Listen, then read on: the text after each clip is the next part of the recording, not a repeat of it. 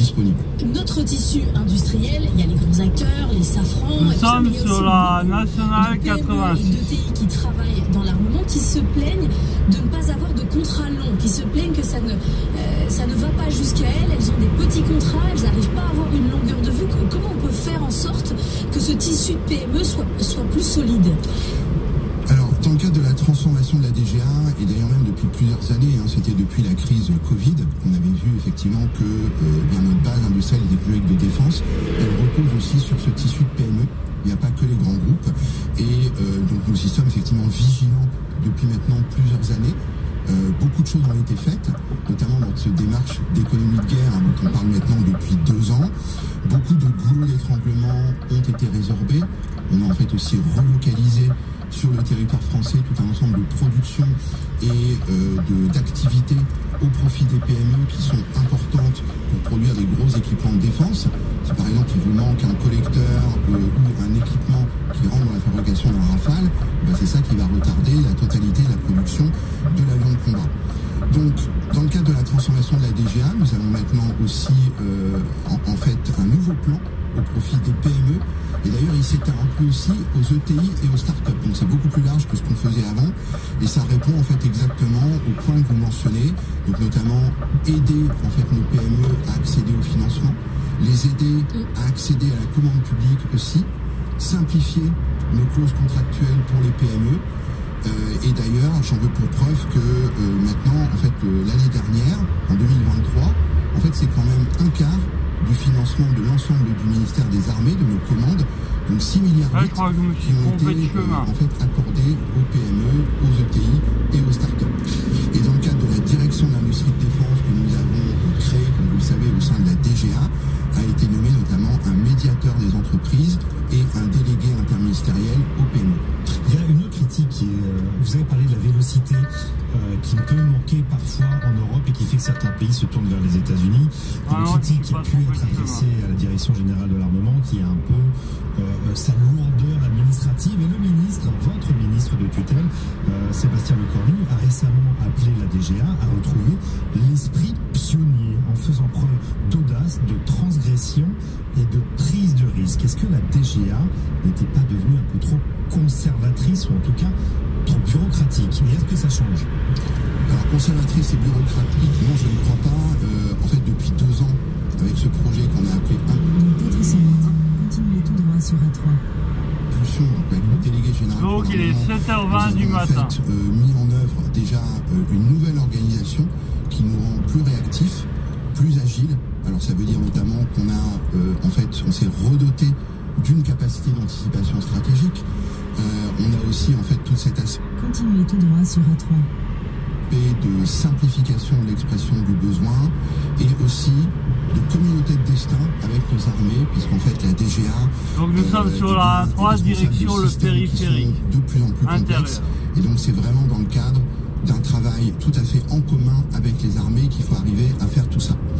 Alors quelques exemples de ce qu'on a fait depuis 2 ans. Vous savez que par exemple dans le cadre de cette économie de guerre, on a multiplié par 4 finalement les cadences de production d'équipements comme le canon César ou les missiles solaires Mistral. On s'est aussi doté d'une force d'acquisition réactive qui gère une vingtaine de projets. Vous savez par exemple pour les Jeux Olympiques de cet été, eh bien on a pu livrer en fait grâce à ces méthodes d'acquisition beaucoup plus rapides des systèmes anti-drones, des systèmes solaires ou également plus récemment de nouvelles munitions téléopérées. Voilà, donc tout ça bouge déjà énormément. Et oui, au-delà, eh bien, les équipes de la DGA continuent à s'investir pour encore plus d'audace. Donc ça va continuer à s'améliorer. D'agilité. Ouais. Et donc effectivement, ce que nous sommes actuellement en train de mettre en œuvre, ce sont justement ces démarches de réduction des exigences. Si vous prenez en fait un nouveau programme, eh bien, on travaille d'ores et déjà avec les armées pour qu'il y ait finalement moins d'exigences, qui nous permet d'avoir des cahiers des charges plus simples. Ça nous permet d'aller plus vite avec l'industrie. Ce que nous faisons également, c'est, en fait, le ministre en a également parlé, c'est d'alléger, en fait, aussi toutes ces normes qu'on utilise dans les programmes. Et dans la commande publique. Alors, voilà, simplifier la réglementation de la commande publique, pose problème. Voilà, et les industriels aussi, eux-mêmes, les grands maîtres d'œuvre doivent aussi simplifier en fait les documentations qui demandent aux sous-traitants et aux PME que vous mentionniez tout à l'heure. Voilà. Alors tout ça, eh bien, ça doit passer aussi par, ça fonctionne parce que nos équipes de la DGA, elles ont cette expertise technique, elles ont ce discernement aussi dès lors qu'on parle de prise de risque maîtrisée avec les armées pour livrer les systèmes plus rapidement. Il faut à chaque fois le faire ensemble.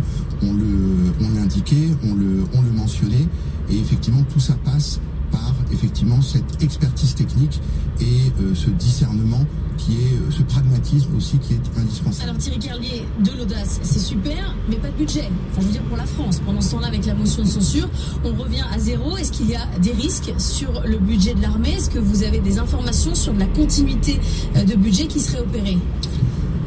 Alors, effectivement, la loi de programmation militaire, donc vous le savez, en fait, elle doit nous octroyer cette croissance de budget d'une année sur l'autre qui est indispensable. Et donc, ce qui est attendu pour 2025, c'est cette marche, notamment de 3,3 milliards par rapport à l'année 2024. Alors, évidemment, pour le moment, il y a cette loi spéciale et donc on n'a pas encore de budget pour 2025, mais il est extrêmement important pour nous, comme le ministre l'a signalé, qu'en fait, il y ait cette continuité dans la croissance du budget et que la loi de programmation militaire ait bien cette progression dans tous les domaines que nous attendons, parce que... Dans 2 km, utilisez les 2 voies de gauche pour prendre la sortie en direction de Bagnolet, A4. Comme vous le savez aussi, les contrats d'armement, c'est pluriannuel. Donc dès lors que nous avons déjà engagé cet effort, que nous allons effectivement continuer à passer les contrats qui sont prévus à l'industrie, s'il n'y avait pas cette croissance, eh bien en fait ça générera d'une part un manque de confiance quand même des industriels qui attendent cet effort et qui eux-mêmes sont engagés dans cette trajectoire de croissance. Et puis il y a aussi cette visibilité qu'on doit leur donner, visibilité pluriannuelle. Ralentissement actuel de la circulation sur A3. Prévoyez un retard de 7 minutes. Vous êtes toujours sur l'itinéraire le plus rapide. À la fois vis-à-vis des grands maîtres d'œuvre et aussi des PME et de l'ensemble de la chaîne de sous-traitance. Merci beaucoup Thierry Kerlier d'être venu ce matin, directeur général adjoint de la direction générale de l'armement. Dans un instant, le journal et le duel tout de suite. Good Morning Business, la matinale de l'économie. 8h30 sur BFM Business, le rappel des titres, c'est avec David Delos. Le jour J pour lundi, l'Assemblée générale des actionnaires du conglomérat vote contre sa scission cet après-midi. Vincent Bolloré veut Signal GPS disponible. Recherche satellite. que son empire en 4 entités pour mettre en bourse Canal+ et Havas. D'après le Wall Street Journal, le géant américain Signal GPS trouvé. Icom serait sur le point de racheter Interpublic. On évoque une opération entre 13 et 14 milliards de dollars. Le nouvel ensemble deviendrait le nouveau numéro 1 mondial de la publicité. Laurent Saint-Martin l'a confirmé sur le téléphone il y a quelques minutes. La loi spéciale est prête. Le ministre du Budget affirme qu'elle peut être présentée dès le prochain Conseil des ministres après-demain. Le texte doit permettre la continuité de l'État en l'absence de budget. La Russie a demandé une réunion d'urgence du Conseil de sécurité pour aujourd'hui sur la Syrie. Moscou veut discuter des conséquences de la chute de Bachar al-Assad. Le président syrien a justement trouvé refuge dans la capitale russe après avoir été renversé par la rébellion islamiste. Attentisme de rigueur ce matin à la bourse de Paris. Les contrats à terme annoncent une petite hausse pour le CAC 40 d'ici une petite demi-heure, plus 0,06%. Le Nikkei, lui, a fini en hausse de 0,18% ce matin à la bourse de Tokyo. Good Morning Business, le duel de l'écho. C'est un duel à 3 ce matin, c'est un nouveau sport que j'ai inventé. Mathieu Plane, bonjour.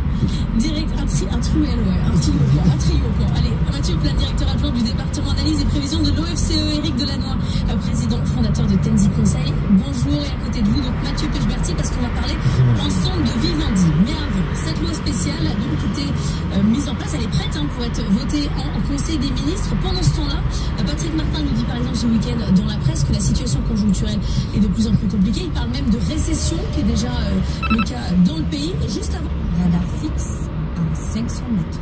on a ces chiffres, Léo Dumas de Trendéo, qui ont été publiés ce week-end sur la situation industrielle française qu'on voit. c'est qu'on a de moins en moins d'investissements. Et oui, la France repasse dans le rouge. Le volume de projets d'investissement annoncé recule pour la première fois depuis 2019. Ce sera moins 10% à la fin de cette année, selon la projection de Trendéo. Alors concrètement, ça va se traduire par un solde net négatif, moins 15 usines cette année sur le territoire, loin du record de 129 ouvertures nettes d'usines en 2021. Mais ce qu'il faut dire, c'est que la France s'inscrit dans une dynamique qui... Radar fixe à 300 mètres. Mondial, les investissements industriels devraient baisser en moyenne de 26% cette année, en cause le déclin du secteur manufacturier un peu partout, ainsi que le net recul des investissements en R&D. Et c'est clairement les États-Unis qui profitent des investissements. Mais 29% des montants investis cette année vont aux États-Unis, contre seulement 13% l'an passé. C'est devant l'Inde, c'est largement devant l'Union européenne et la Chine. Et la raison principale, c'est que les États-Unis sont devenus cette année la première destination pour les IDE, les investissements directs étrangers. Et ça, c'est grâce à des radars fixes à 100 mètres. Prix de l'énergie favorable, mais aussi à l'AIRA de Joe Biden. Et désormais, ce sont les droits de douane promis par Donald Trump qui pourraient renforcer cette dynamique. Les industriels européens l'ont bien compris. Depuis le début de l'année, 37% des montants qu'ils investissent vont vers les États-Unis, 33% seulement sur leur marché domestique en Europe. Le cap est donc à l'ouest.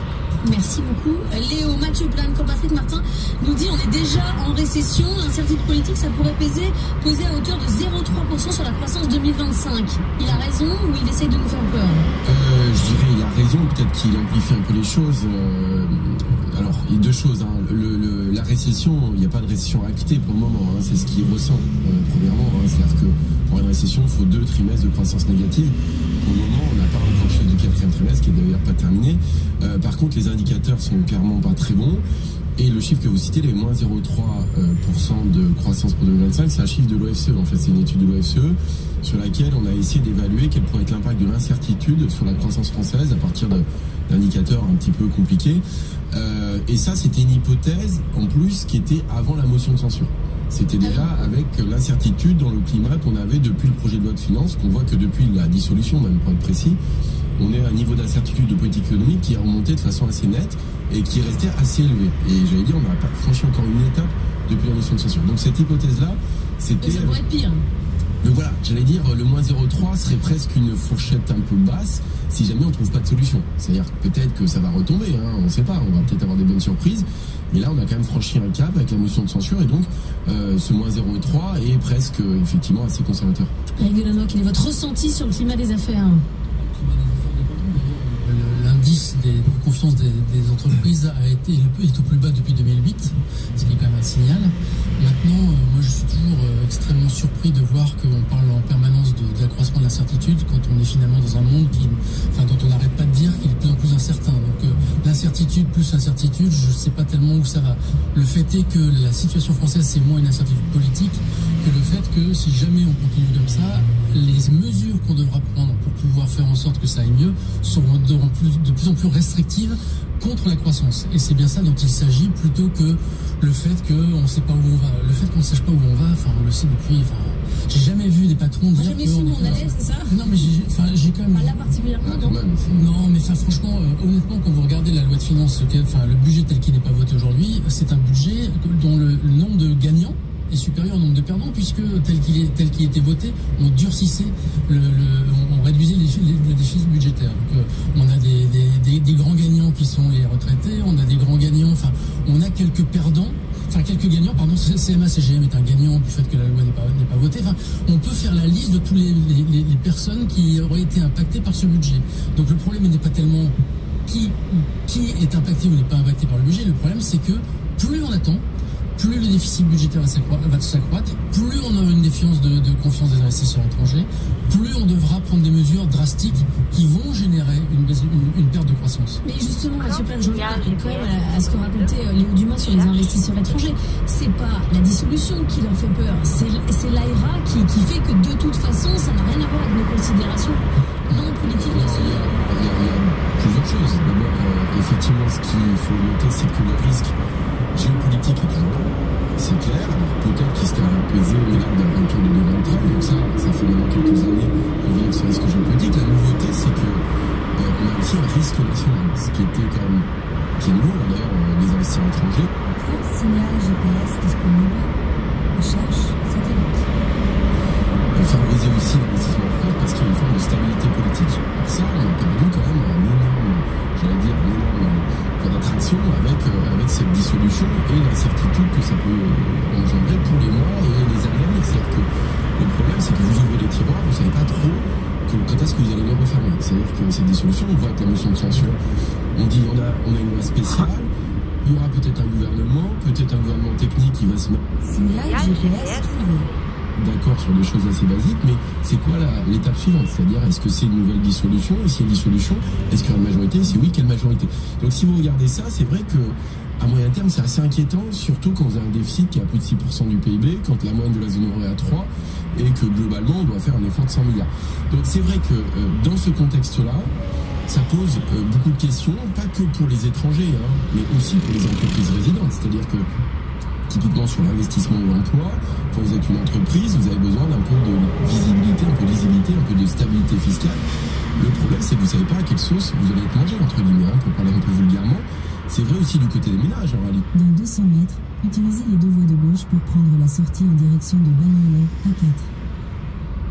Ce qu'on voit, c'est qu'on a des comportements aussi d'épargne qui sont très prudents. Or, aujourd'hui, déjà, l'épargne en France est très élevée, ce qui pose question. C'est-à-dire que, par exemple, pour 2025, on attendait, nous, et c'est pas que nous, une désépargne, en fait, non. Alors, une baisse de l'épargne, on passait de 18 à 17, ce qui reste élevé. Un peu de conso, quoi. Mais voilà, en fait, le principal moteur pour 2025, c'était la conso. Si vous n'avez pas ce facteur-là, et si l'investissement qui était déjà en train de décliner continue ou s'amplifie, alors oui, l'année 2025 risque d'être extrêmement mauvaise. Le seul petit bémol que je mettrais à cette analyse à laquelle je souscris complètement, c'est-à-dire qu'en gros, on a une incertitude globale. Utilisez les deux voies de gauche pour prendre la sortie en direction de Bagnolet, puis utilisez les deux voies de gauche pour prendre la bretelle en direction de Bagnolet. Sur les actifs économiques et l'évolution des grandeurs économiques, c'est que les marchés l'ont anticipé très vite. Aujourd'hui, si on a un spread qui ne s'est pas dégradé, mine de rien, à la suite de la censure, ou même qui est en train de se rétablir, c'est parce qu'on avait finalement anticipé, les marchés avaient anticipé depuis un petit moment cette instabilité grandissante.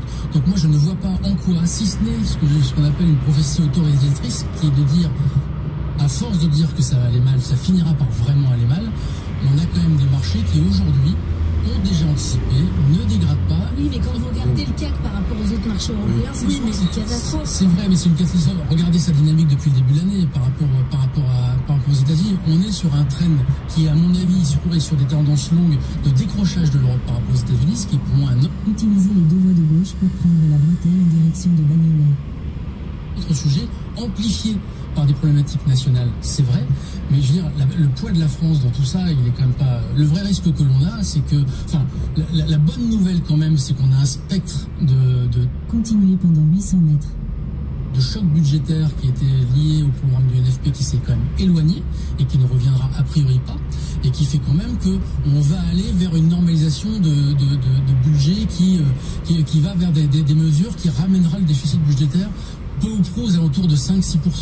Mais c'est pas entre 5 et 6%. Vous êtes un éternel optimiste quand même. Oui, parce que je pense que l'économie a besoin d'optimisme. Je suis chef d'entreprise.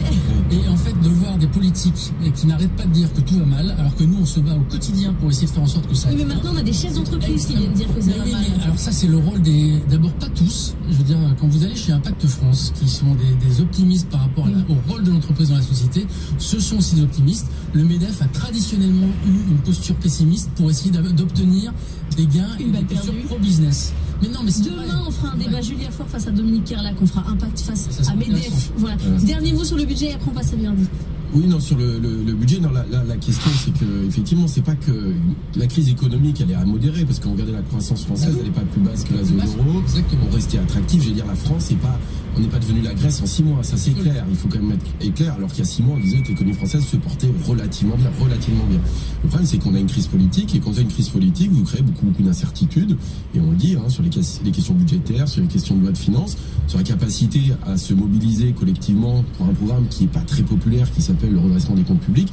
Donc c'est toutes ces questions-là. Et dernier point, j'allais dire, la bourse, les marchés financiers sont pas forcément représentatifs de l'ensemble de l'économie réelle aussi. C'est-à-dire qu'on parle quand même du CAC 40, qui sont les 40 plus grosses entreprises qui sont implantées dans le monde entier. C'est pas forcément le cas de la PME et qui se porte relativement bien. On va parler d'une de nos entreprises phares dans un instant. Vivendi, Assemblée Générale, ça sera cet après-midi au Folies Bergère. Qu'est-ce qu'il faut regarder de près? Mathieu Becheberti dans un instant, tout de suite. Good Morning Business, le duel de l'écho. 8h46 sur BFM Business et sur RMC Découverte. Le dossier Vivendi avec aujourd'hui cette assemblée générale, ça sera à partir de 15h au Folies Bergères à Paris.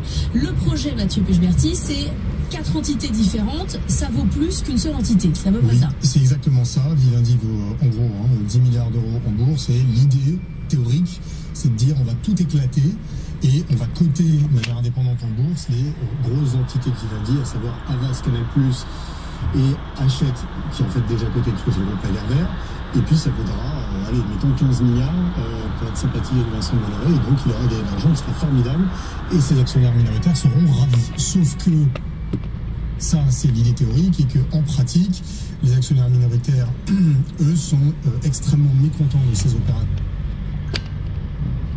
Pourquoi ? D'abord, parce qu'ils s'attendaient à ce que Vincent Bolloré lance une opéra, et donc on refasse un gros chèque, et puis que tout le monde soit content, et que c'est raté, et que Vincent Bolloré, on va dire, navigue entre les différentes législations boursières européennes et va coter ces deux principales entités, savoir Havas et Canal, dans des bourses étrangères, Havas à Amsterdam et surtout Canal+ à Londres, donc en dehors de l'Union européenne.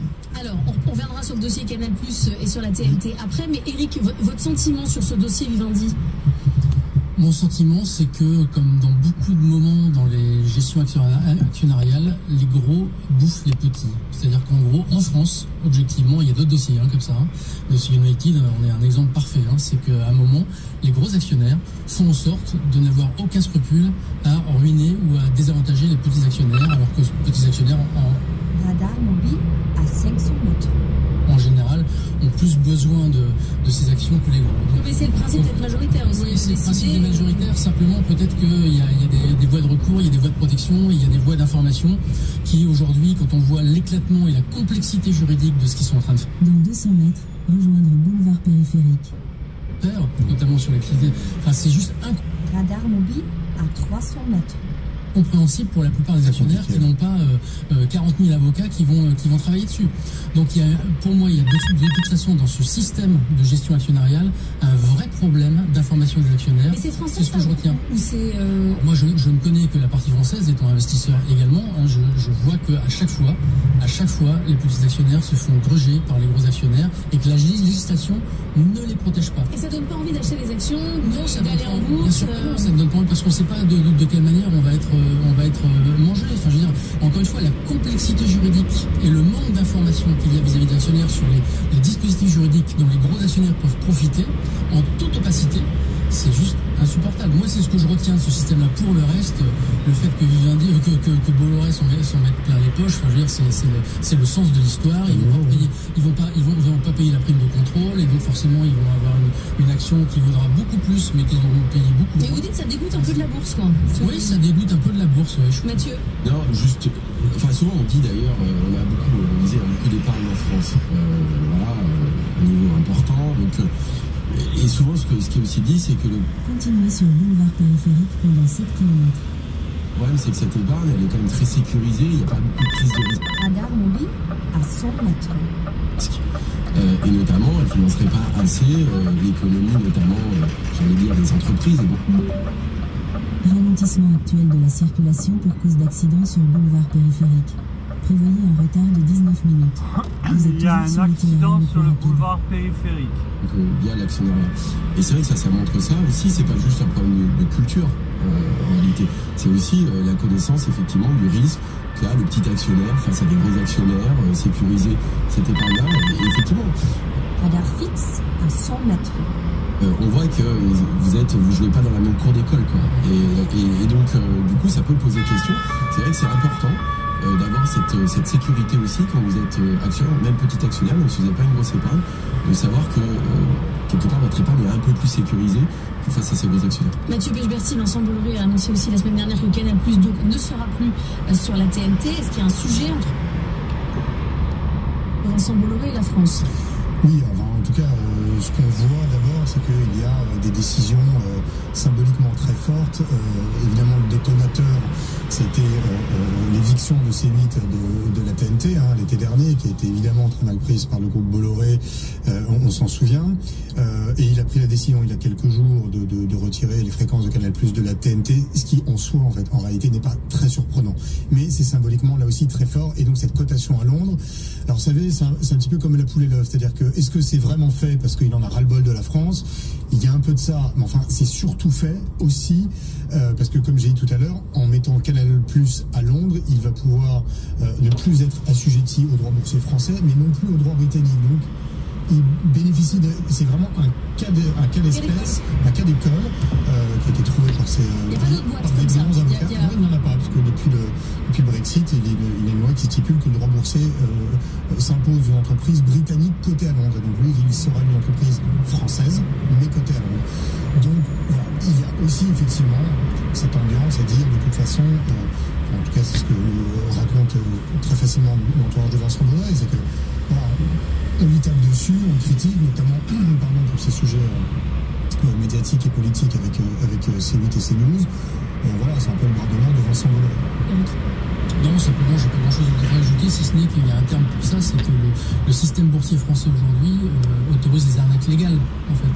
C'est de ça dont il s'agit. C'est-à-dire, en gros, en toute légalité, on met en place des systèmes qui sont juste délétères pour la plupart des gens qui investissent.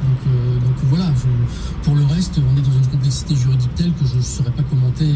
Ce que je sais, c'est que Bolloré vont s'en mettre plein les poches et qu'il y a des petits actionnaires qui vont en prendre.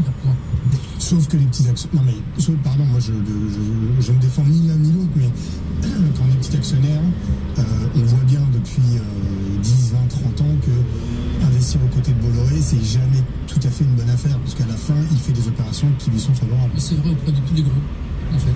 Oui, peut-être particulièrement lui, peut-être, mais voilà. Non, Mathieu, il y a juste un sujet sur l'émotion économique. On a beaucoup parlé du dossier Doliprane et de l'émotion que ça a suscité en disant c'est une marque connue, c'est dans la salle de bain des Français.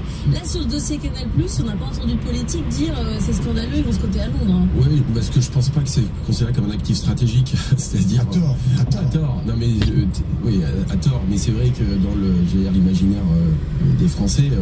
Vous avez plus besoin de Doliprane que de Canal+, quoi, pour vivre, en fait, ou survivre. Je sais pas comment vous pouvez voir les choses.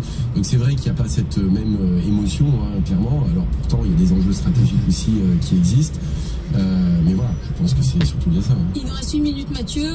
Aucune chance cet après-midi que les actionnaires minoritaires aient gain de cause. Ça va passer. Peu de chance. Non, mais après, on va pas jeter une pièce en l'air. Non, il y a très peu de chances. En fait, Vincent Bolloré a 30% du capital de Vivendi. Et en Assemblée Générale, vous savez, c'est comme à une élection présidentielle ou législative, il y a de l'abstention, donc tout le monde ne vote pas.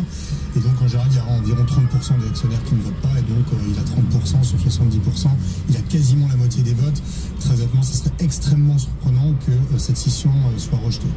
Merci beaucoup à tous les trois d'être venus débattre dans la matinale de l'économie. Dans un instant sur BFM Business, Nicolas Dose avec ses experts, Patrick Artus, Stéphane Carcillo et Emmanuel Combe. Ne ratez pas ce soir à 18h avec Edwige Chevrillon, Olivier Andriès, le directeur général de Safran. 21h30 sur BFM Business, émission spéciale autour de la reconstruction de Notre-Dame. La France a tout pour réussir avec Jérôme Tichit et une vue imprenable sur Notre-Dame puisqu'il a tourné depuis une terrasse juste en face. On se retrouve demain 6h, 9h pour une nouvelle matinale de l'économie. Bonne journée.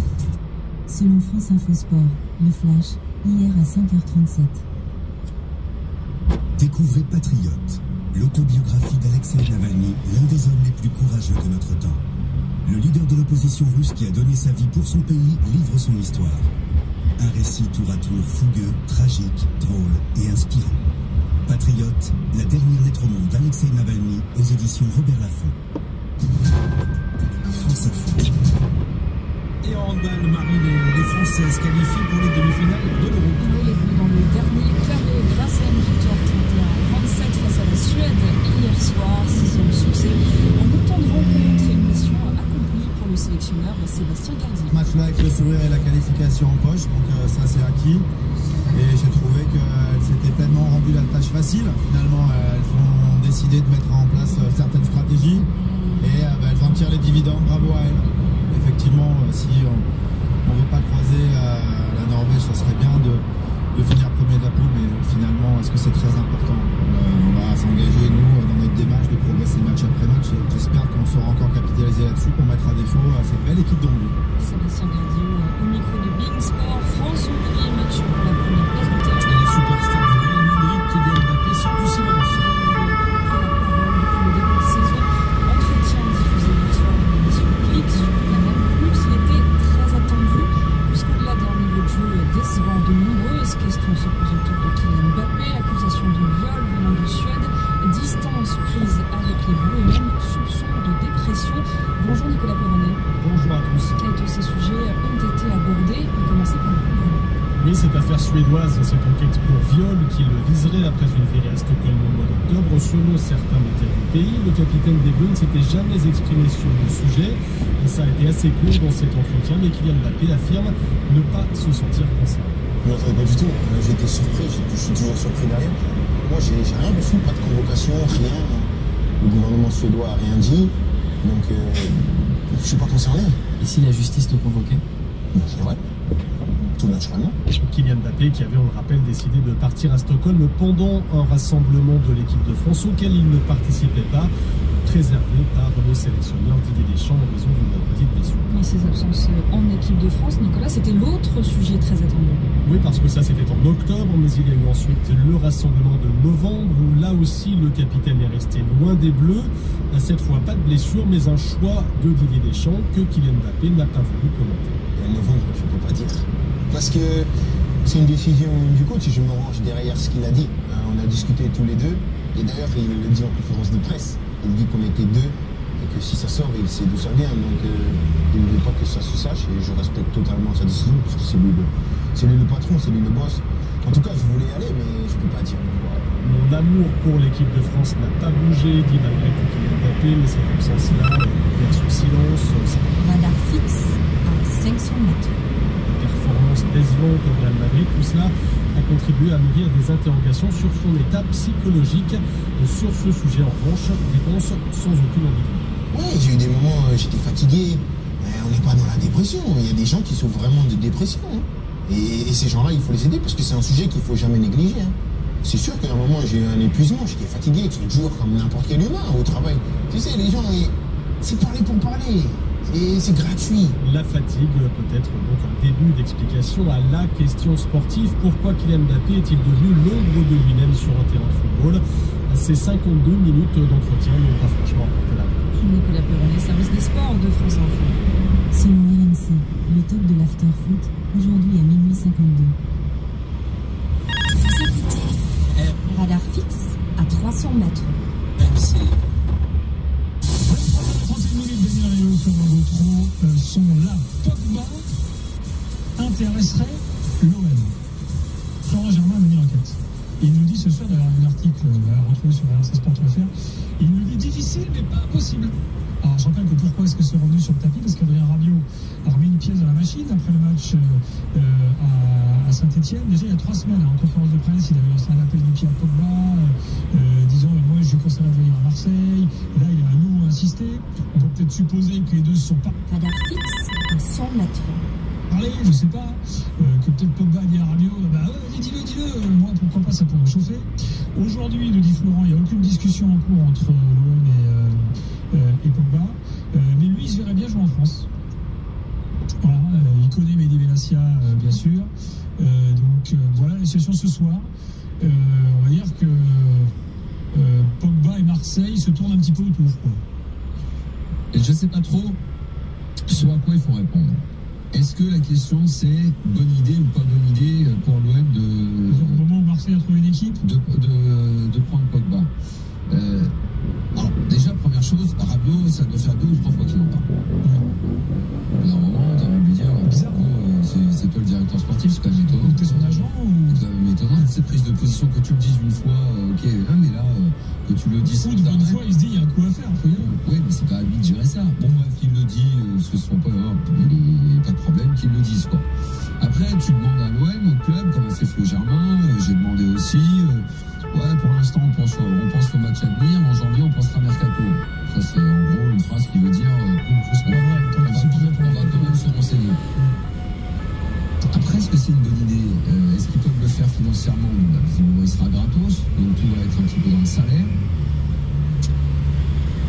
Qui c'est ce que ça peut donner. En fait. Est-ce que l'OM est en mesure de prendre un pareil risque? Parce que s'il vient, bon après tu peux dealer avec lui que s'il n'est pas bon, il joue pas. Il dépend de combien il décide de lui donner et sur combien d'années en salaire. Est-ce que c'est des primes en fonction des matchs joués? Il va falloir qu'il trouve une bonne formule pour que ça ne représente pas un risque et un poids dans le vestiaire. Il faut que ce soit gagnant-gagnant. En gros, on va voir de quoi tu es capable.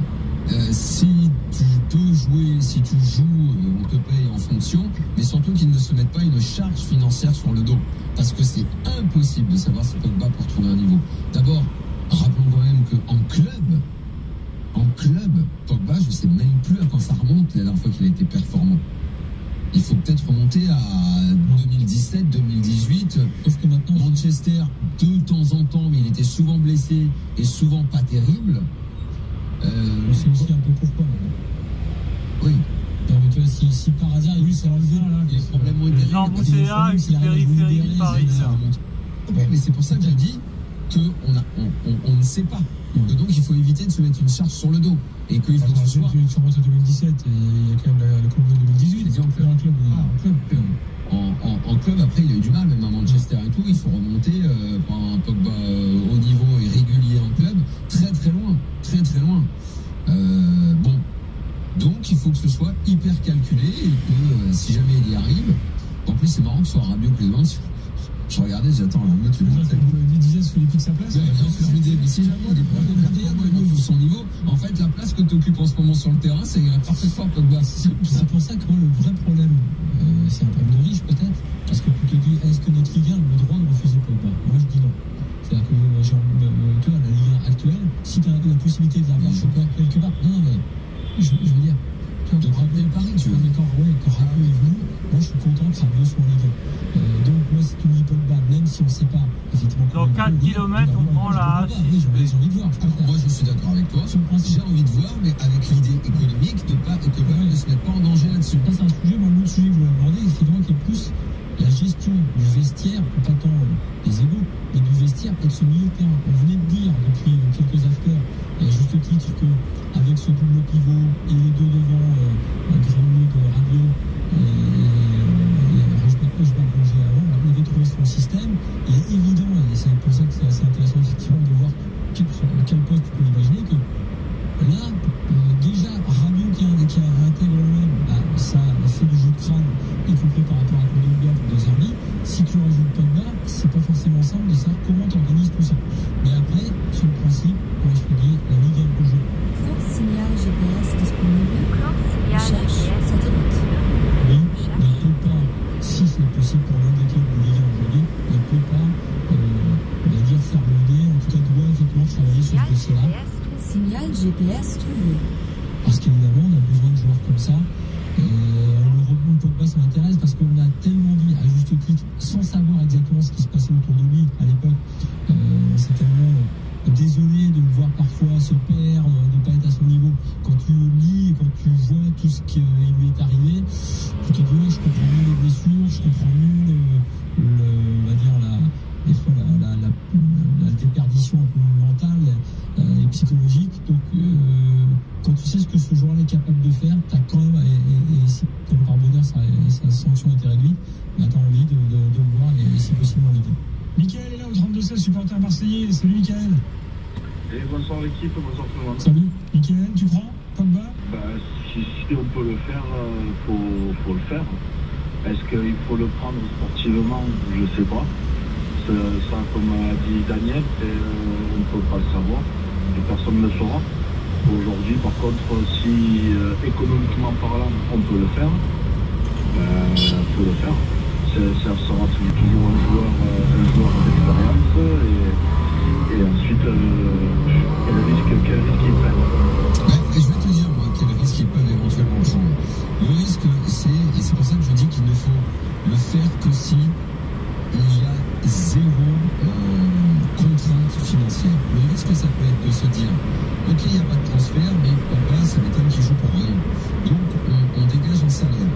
Et que ça t'empêche de te positionner sur le marché sur l'arrière droit d'un bon niveau, puisque c'est ce que l'OM cherche et aimerait avoir, ou, je sais pas, renforcer l'équipe à un autre poste à que Pogba, ça représente une inconnue. Là, si cette question se pose, là, moi, je me dis que ça peut être un problème. Si la question ne se pose pas, si ce n'est qu'un bonus, si ce n'est qu'une cerise sur le gâteau, si ce n'est... Signal GPS disponible. Recherche satellite. Que le cadeau en dessous du sapin, vas-y, fais-le. Si ça empêche de bosser sur d'autres dossiers, ou même si le peu d'argent... Signal GPS trouvé. Et derrière, ça va pas être un peu. Ça va être l'argent qu'il lui donne. Ça permettait de faire à un autre poste un joueur un peu supérieur à ce que tu as en ce moment. Et je pense à ce poste d'arrière droit qui est un peu déficient. Là, moi, ça m'emmerderait. Ça m'emmerderait. Moi, je pense que ça ne doit pas être une priorité. Ça doit être un bonus. Je suis pas convaincu que ça va être une priorité. Moi, je pense que ça va être du donnant-donnant. Ça dépend de ce que veut faire Pogba. Pogba, dans tous les cas, en Europe, je suis pas convaincu qu'il ait d'énormes sollicitations. Je suis d'accord. Je pense que Pogba, il va se positionner à se dire, bon, ben, dans tous les cas, pour un club comme l'OM, je vais devoir faire des sacrifices et peut-être ça va me permettre, d'aller au mondial. Maintenant, il n'y aura pas des super offres hormis l'Arabie Saoudite, la MLS. Bon, pour moi, c'est simple. Pourquoi il ira en MLS? Mais s'il a l'occasion et s'il a la possibilité, et en plus avec Mehdi Benatia qui connaît la Juventus, ben, ça peut être donnant-donnant. Et je pense que Mehdi Benatia va lui dire que ça sera du donnant-donnant. Il n'y a que comme ça que ça peut se faire. Après, faire un pari sportif. Et après, Pogba, il faut qu'il accepte ce deal où en fait il ne sera considéré que comme un joueur bonus, genre payé au nombre de matchs, tu vois, ce genre de truc. C'est ça. Mais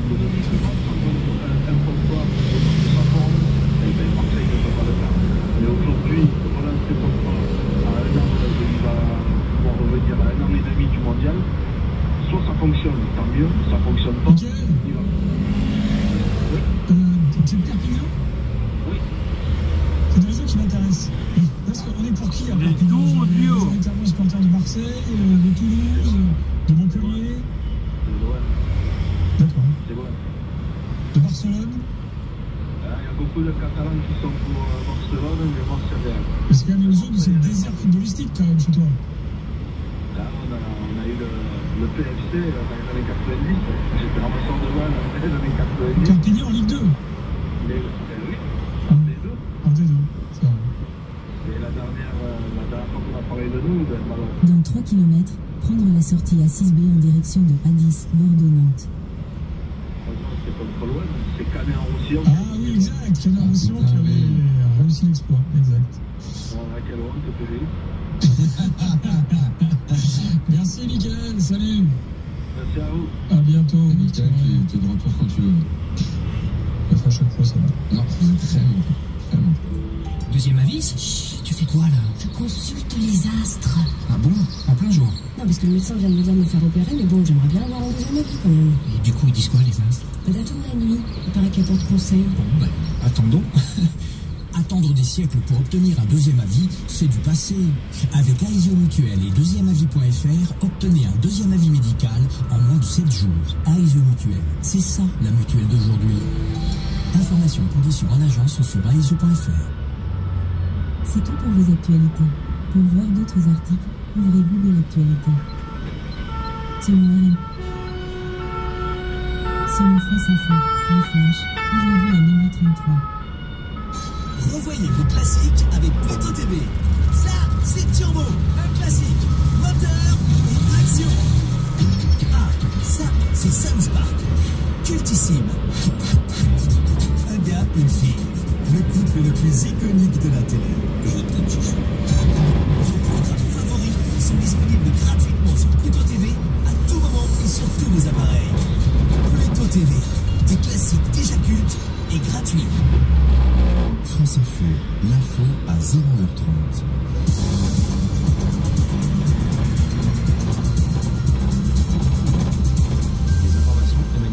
Emmanuel Macron qui multiplie les consultations, toujours en quête d'un nouveau Premier ministre. Le chef de l'État Maurice, mardi après-midi à 14h à l'Élysée, L'ensemble des partis se situant dans une logique de compromis dans le but de constituer un gouvernement d'intérêt général, annonce la présidence. Selon l'entourage du chef de l'État, l'objectif est d'avancer sur un accord concernant une méthode. Le Rassemblement national et la France insoumise n'y seront pas. La permanence d'un député du RN prise pour cible par des agriculteurs en Meurthe-et-Moselle, mécontent du vote par le parlementaire RN de la censure du gouvernement de Michel Barnier. Ils ont déversé des fumiers et des pneus. Même scénario à peu près dans la Sarthe, où des agriculteurs en colère ont recouvert de fumier et de déchets les permanences, cette fois de 2 députés du nouveau Front populaire. Dolirum, Actifed, Humex, 8 médicaments anti-rhume au total seront interdits à la vente dès ce mercredi. Considérés comme dangereux par les autorités sanitaires, ces vasoconstricteurs peuvent provoquer de graves effets secondaires comme des AVC ou des infarctus. Ils ne seront donc plus désormais accessibles que sur ordonnance. Plusieurs dizaines de djihadistes français ont participé à l'assaut de la capitale syrienne Damas avant-hier dimanche. Ces djihadistes français dont on avait perdu la trace depuis plusieurs années étaient retranchés à Idlib, dans le fief du nouvel homme fort de la Syrie, Abu Mohamed al-Jouani. Et puis après l'Autriche, le Danemark, la Norvège et le Royaume-Uni, c'est l'Allemagne qui annonce à son tour suspendre temporairement les demandes d'asile en cours pour les réfugiés syriens, étant donné l'incertitude actuelle. Radar fixe à 500 mètres. À la chute de Bachar al-Assad, la Suède va adopter la même mesure.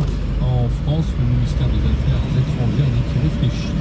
Pour la 2e nuit consécutive, des milliers de Géorgiens pro-européens étaient rassemblés ce soir à Tbilissi pour manifester à nouveau contre le gouvernement qu'ils accusent de renoncer aux ambitions européennes du pays et de dérives autoritaires pro-russes. Pardon. Et puis ce carton plein pour Emilia Pérez au Golden Globes, considéré comme un tremplin et comme l'antichambre des Oscars américains. Le film de Jacques Audiard arrive en tête avec 10 nominations, notamment pour le meilleur film étranger et la meilleure comédie musicale. Enfin, la clôture de la 15e. Radar fixe à 300 mètres. Comme journée de Ligue 2 de football, Metz qui l'emporte à domicile à Saint-Symphorien sur Dunkerque 2-0, minute 32. France Info Météo avec le café Malongo. Torréfacteur engagé depuis 30 ans dans le commerce équitable. Les petits producteurs font les grands cafés sur malongo.com. Le temps de votre mardi, il sera souvent très nuageux avec un peu de neige à basse altitude sur les massifs, Élodie Calac. Les jours se suivent et se ressemblent, encore du gris et des températures en baisse aujourd'hui. Les nuages sont très nombreux quasiment partout, avec un vent de nord-est, des averses près de la Manche, quelques gouttes ailleurs ou quelques flocons en montagne. On trouve toujours des éclaircies ce matin sur le sud-est du massif central. On en trouvera cet après-midi sur les Pyrénées et les Alpes. En Méditerranée, là vous avez du soleil et du vent toute la journée, avec un risque d'averse et d'orage quand même pour la Corse. Petit thermomètre, la baisse se poursuit, 0 à 4 degrés souvent ce matin, quelques gelées vers le massif central. Radar fixe à 100 mètres.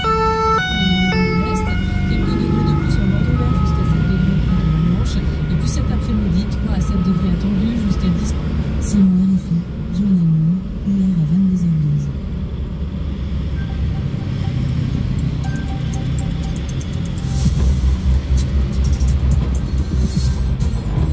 Vous écoutez RFI, la radio du monde. Il est 17h à Sainte-Rose, en Guadeloupe, chez notre invité Kérosène, 21h en temps universel, et à Caïmani.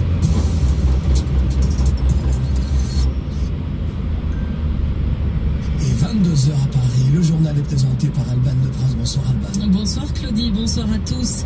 À la une, la Syrie et Damas qui continuent de célébrer le départ de Bachar al-Assad au lendemain de la chute du régime et la prise du pouvoir par les rebelles. La Syrie où la population est certes soulagée du départ du président, mais qui pose la question de l'avenir. Comment les rebelles vont-ils gouverner? Au sommaire de ce journal également, Volodymyr Zelensky, le président ukrainien qui relance une idée, le déploiement de troupes européennes en Ukraine. C'était lors d'une conférence de presse avec le chef de l'opposition allemande.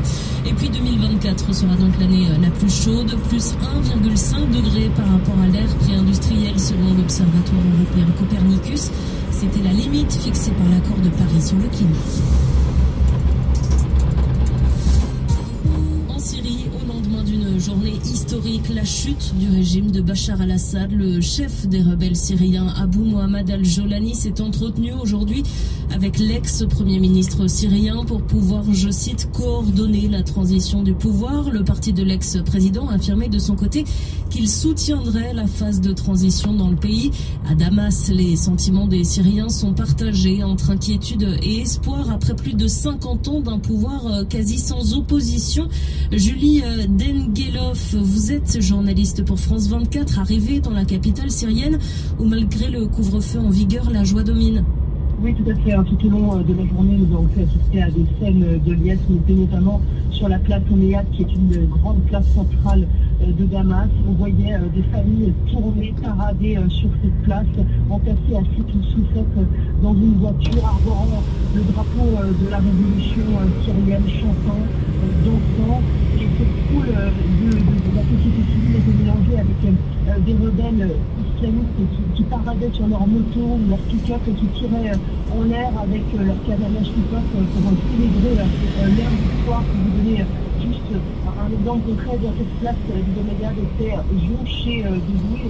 Alors la population civile avec laquelle nous avons pu parler, elle était partagée entre la joie évidemment et était très incrédule d'avoir assisté à la chute de Bachar al-Assad.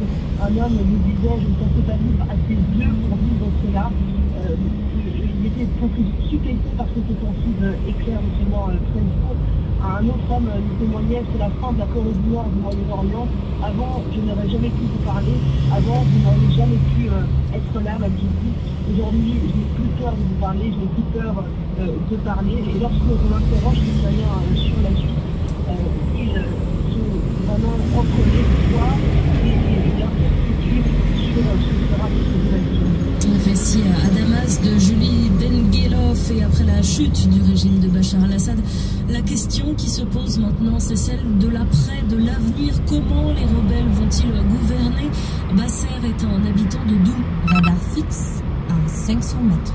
Ma ville en banlieue de Damas, victime d'une attaque chimico-chlorée il y a 6 ans. L'avenir de la Syrie sera de toute façon bien meilleur que celui de la...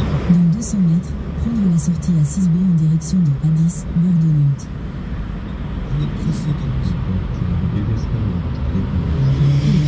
Radar fixe à 500 mètres.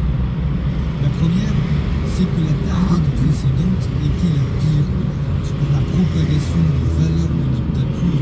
Prendre la sortie à 6B. De corruption et d'injustice dans la société. La deuxième raison, c'est que... Radar fixe à 300 mètres. Le peuple syrien... Continuez pendant 6 Radar km. fixe à 300 mètres. A soif de pratiquer une vie politique... Radar fixe à 100 mètres. Correct. Il a soif de démocratie et d'un meilleur état. Avant la prise du pouvoir par Assad en 1970, le peuple syrien était connu de... Radar fixe à 100 mètres. Comme étant un cas largement politisé.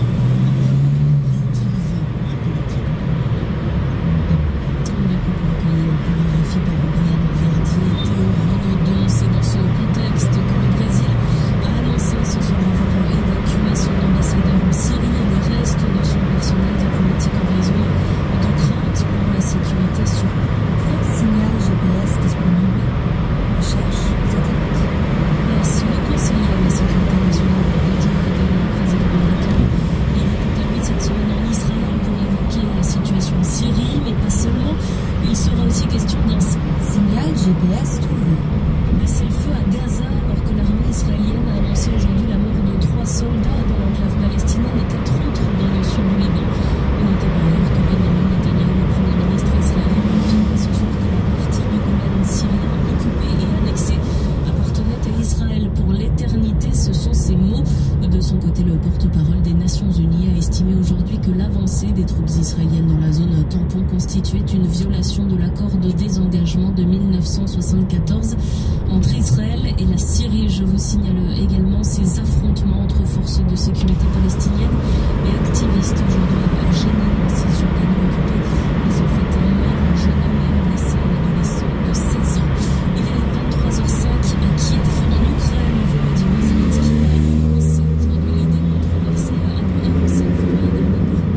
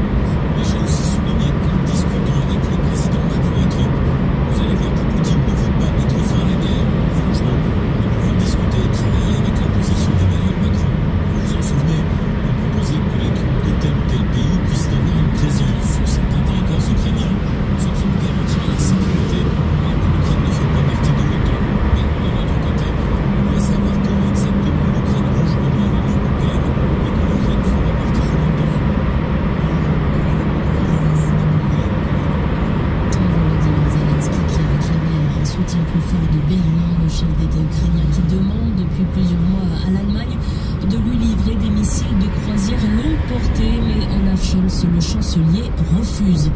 12e nuit consécutive de manifestations en Géorgie où des milliers de militants pro-européens sont allés rassembler devant le Parlement à Tbilissi pour protester contre la décision du gouvernement de reporter à 2028 les négociations sur l'adhésion du pays à l'Union européenne. Depuis le début du mouvement de colère, 402 personnes ont été interpellées selon le ministère de l'Intérieur, la plupart pour désobéissance ou vandalisme. Moins d'une semaine après sa tentative ratée d'imposer la loi martiale et les multiples appels à la démission et à la destitution, le président sud-coréen Yoon Suk-yeol, visé par une enquête pour rébellion, a désormais interdiction de quitter le territoire. C'est ce qu'a indiqué aujourd'hui le ministère de la Justice sud-coréen qui précise qu'il pourrait être convoqué par la police pour un interrogatoire.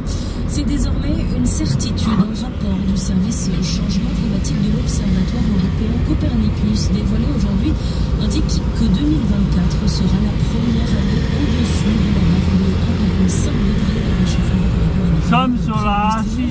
C'était la limite fixée par l'accord de Paris. Ce mois de novembre 2024 a été le second plus chaud jamais enregistré, juste après celui de l'année dernière.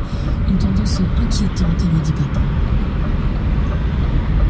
Température moyenne sur la planète s'élevait à 14,10 degrés en novembre. C'est 1,62 degré au-dessus de la moyenne mensuelle de la période pré-industrielle. L'Observatoire Copernicus indique qu'il est désormais certain que l'année 2024 sera l'année la plus chaude jamais enregistrée et dépassera pour la première fois les 1,5 degré de réchauffement moyen. Un seuil symbolique qui montre que le monde semble en bonne voie d'échouer sur l'objectif le plus ambitieux de l'accord de Paris. Cet accord historique fait référence à des tendances climatiques de long terme. Il faudra donc que la moyenne des températures se maintienne au-dessus des 1,5 degré de réchauffement pendant 20 à 30 ans pour considérer que la limite a été franchie. Mais la forte augmentation des températures depuis 2023 est inquiétante car la hausse des émissions de gaz à effet de serre d'origine humaine ne suffit pas à l'expliquer et l'on s'attendait à ce qu'elle redescende après la fin du phénomène El Niño au printemps dernier. Les scientifiques s'interrogent et s'accordent sur une chose. Le climat actuel est si différent de celui du XXe siècle que les humains Dans 600 mètres, continuez tout droit sur A6B. Entre désormais en territoire inconnu. Une hausse des températures inquiétante alors que la COP16 sur le radar fixe à 500 mètres. Lutte contre la désertification. Il y a un véhicule à l'arrêt sur votre itinéraire. Il poursuit le comité scientifique. Radar fixe à 300 mètres. Scientifique de la Convention des Nations Unies. Continuez tout droit sur A6B.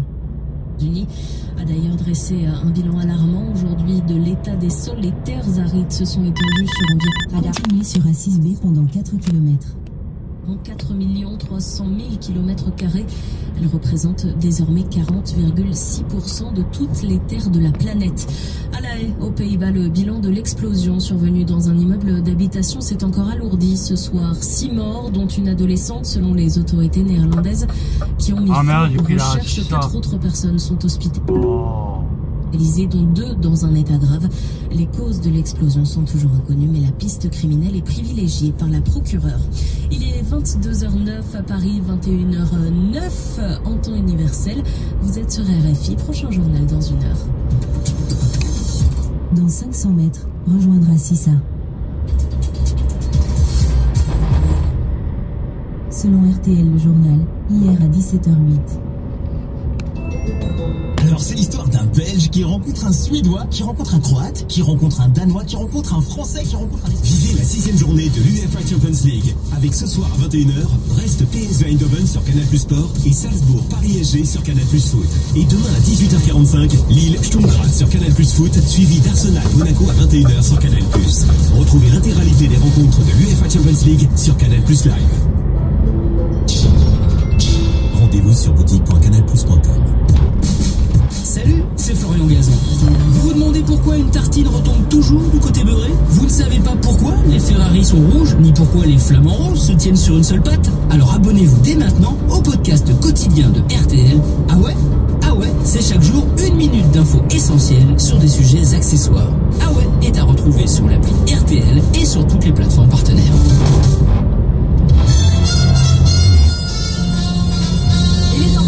C'est avec vous Vincent de Rosier. Bonjour Vincent. Bonjour Céline, bonjour à tous. Le ministère de l'Intérieur réfléchit à suspendre les demandes d'asile en cours en provenance de Syrie. Exactement. exactement comme viennent de le faire l'Allemagne, l'Autriche, la Norvège ou encore la Suède. Une décision doit être prise dans les prochaines heures par le ministre démissionnaire Bruno Retailleau. Pendant ce temps-là, l'Union européenne appelle à une transition pacifique et ordonnée en Syrie au lendemain du renversement de Bachar el-Assad. Les Européens s'inquiètent d'un scénario à la libyenne qui verrait le retour du chaos et de la guerre civile et qui pourrait provoquer une nouvelle crise migratoire. Aucune discussion n'a commencé entre l'Europe et le groupe islamiste radical HTS. C'est ce groupe et son chef qui ont surpris le monde entier en renversant le président syrien en 15 jours. Et à l'instant, le Parlement syrien affirme respecter la volonté du peuple après la chute du président Assad. Yves Calvi, dans RTL Soir dans moins d'une heure, c'est un sujet sur lequel vous allez revenir longuement. Vous venez de l'évoquer, Vincent. La chute du président Assad en Syrie va avoir des conséquences que personne ne mesure encore. C'est pourquoi, à 18h15, nous donnons la parole à Jean-Rémy Ménaud. Il sera en direct de Damas. Ce Français fut chef de mission de l'association. Dans 600 mètres, restez sur la voie de gauche pour continuer sur Assisa. SOS chrétien d'Orient dans le pays. Il sera à nos yeux, nos oreilles, dans un pays qui connaît un bouleversement historique après plus d'un demi-siècle de dictature Assad. RTL Soir, 18h-20h, avec Agnès Bonfillon. À tout à l'heure. À tout à l'heure, Yves Calvi. Dans le reste de l'actualité, trafic toujours interrompu sur le RER A à Paris, la faute. Restez sur la voie de gauche pour continuer sur Assisa. À une rupture de caténaire annoncée ce matin par la RATP, la ligne ferroviaire. Continuez pendant 25 km. La plus fréquentée d'Europe ne devrait pas reprendre avant 18h ce soir. Plus de 200 agents ont été mobilisés. Les lignes 1 et 14 du métro renforcées. Plus de 1,2 million de voyageurs. C'est quoi la différence là? Emmanuel Macron continue de chercher son Premier ministre. Selon la patronne des écologistes Marine Tondelier, le président pense que la solution pour le futur gouvernement ne pourra plus reposer sur un accord avec le Rassemblement national. Elle l'a dit à la sortie de l'Elysée. Jordan Bardella, lui, demande déjà à être reçu avec Marine Le Pen par le futur Premier ministre pour pouvoir exposer ces lignes rouges qui n'ont pas changé. Pouvoir d'achat, sécurité, retraite ou immigration. Le baromètre de meilleurs taux et de météo job dévoile les villes où il est le plus facile de travailler et de devenir propriétaire de son logement. Le podium, le voici. Mulhouse, Metz et Perpignan, des villes avec le meilleur ratio entre le nombre d'offres d'emploi et la conjoncture immobilière. On peut également citer Dijon ou Nîmes qui sont bien classés. À Perpignan, par exemple, le prix au mètre carré est entre 2 et 3 fois moins cher que dans les autres grandes villes du sud. La météo pour demain, des nuages avec des averses moins nombreuses. Il y aura de la neige en revanche possible sur les Pyrénées. Et puis le vent soufflera dans le nord-est. Le ciel sera dégagé dans le sud-est avec du Mistral et de la Tramontane. Les températures demain matin, elles sont en baisse. De -1 à 3 degrés, de 4 à 6 en bord de mer. Les courses à Cagnes-sur-Mer, voici les résultats du Quintet. Il fallait jouer le 14, le 8, le 2, le 3 et le 13. 17h03 sur RTL. Tout de suite, Laurent Ruquier. Selon RTL L'Angleco, hier à 11h01. À tous ceux qui réalisent que Noël, c'est dans moins de 15 jours. À ceux qui ne s'inquiètent pas parce qu'ils vont rentrer chez leurs parents, mettre les pieds sur la table et profiter. Et aux parents qui s'inquiètent, eux, bah ouais, faut tout préparer, les enfants mettent les pieds sur la table dès qu'ils arrivent. Quelle ingratitude! Pour vous aider, Intermarché vous offre 34% de remise immédiate sur une large sélection de foie gras. Et c'est aussi sur notre appli. Intermarché, tous unis contre la vie chère. Jusqu'au 22 décembre. Valable sur une sélection de produits porteurs de... Radar fixe à 1000 mètres. Offre modalité sur intermarché.com. Pour votre santé, évitez de grignoter. RTL Matin. 2 minutes pour comprendre. 2 minutes pour comprendre cette vaste escroquerie. Radar fixe à 500 mètres. Quai de Nanterre et la gendarmerie viennent de révéler l'ampleur d'une arnaque aux primes de rénovation énergétique. Les arnaqueurs faisaient miroiter une rénovation à bas coût à leurs clients, à grand renfort d'aide et de primes diverses. Ils faisaient avancer les frais à leurs clients qui, au final, ne... Radar fixe à 100 mètres. Touchez rien. On parle d'un préjudice quand même de 27 millions d'euros. Bonjour Maxime Lévy. Bonjour. L'enquête a démarré en 2020. Quel était le mode opératoire des escrocs ? Eh bien, au départ, les gendarmes ont dans le viseur un entrepreneur de 36 ans, bien connu de la justice pour escroquerie. Il pilote plusieurs sociétés de rénovation énergétique, 7 au total. Il déploie sur le terrain des commerciaux. Ils vont taper aux portes des foyers, des particuliers, des précaires, soucieux de faire des économies d'énergie. Une fois la porte ouverte aux commerciaux, c'est le possible. Il assure aux clients qu'ils vont bénéficier de ma prime rénov, qu'ils vont obtenir une aide que là, si ça et la A6B se rejoignent sur la A6. Qui va directement à l'entreprise. Ça revient au même. Où le chauffe-eau est installé sans respect d'ailleurs du délai pour la destination légale. Évidemment, les clients ne reçoivent jamais la prime, ne reçoivent jamais l'aide, soit les formalités n'ont jamais été remplies, soit ces travaux n'ont jamais été éligibles.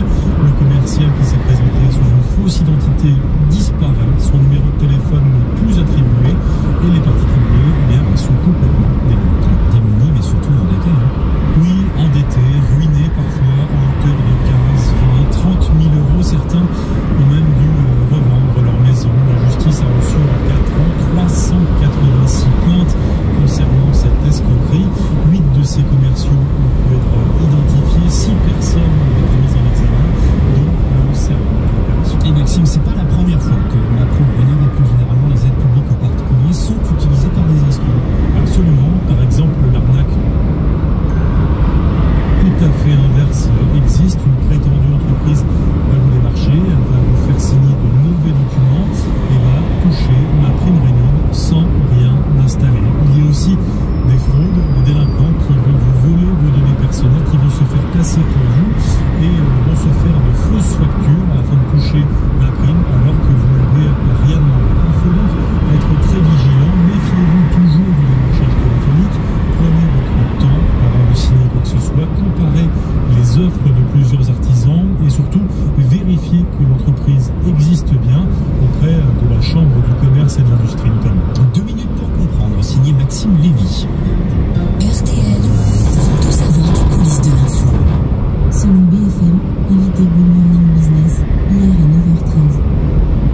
Après le succès de son spectacle Ensemble ou Rien, l'humoriste Walidia est de retour sur scène comme on monte sur un ring. Combatif, provocateur, charmeur et plein de malice. Vous avez 1 heure à tuer? L'Aglo vous donne rendez-vous le mardi 17 décembre à la Luna de Maubeuge, dès 20h30. Plus d'infos et billetterie sur aglo-maubeuge-val-de-sambre.fr. BFM Business et RMC Découverte présente la matinale de l'économie. Good Morning Business, avec leur plaisir.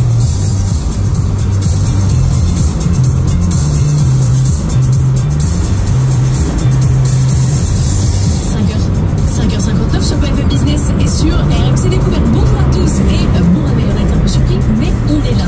C'est la matinale de l'économie qui commence. On est ensemble et en direct jusqu'à 9h. Journée clé aujourd'hui pour Vivendi. La scission du groupe en 4 entités doit être validée en Assemblée Générale cet après-midi. Cotation à l'étranger, refus de lancer une OPA. Certains actionnaires minoritaires s'estiment floués. C'est le cas de Fitrust qui compte mettre son veto. Denis Branche, vice-président du fonds activiste, sera avec nous à 7h20. Vincent Bolloré en veut-il à la France? Quel impact de la sortie de Canal+ de la TNT? Que va-t-il faire de son cash disponible? Mathieu Pechberti est avec nous toute la matinée. Dans l'actualité internationale, bouleversement géopolitique majeur avec la chute d'Assad. Quel avenir pour la Syrie? Caroline Noyer.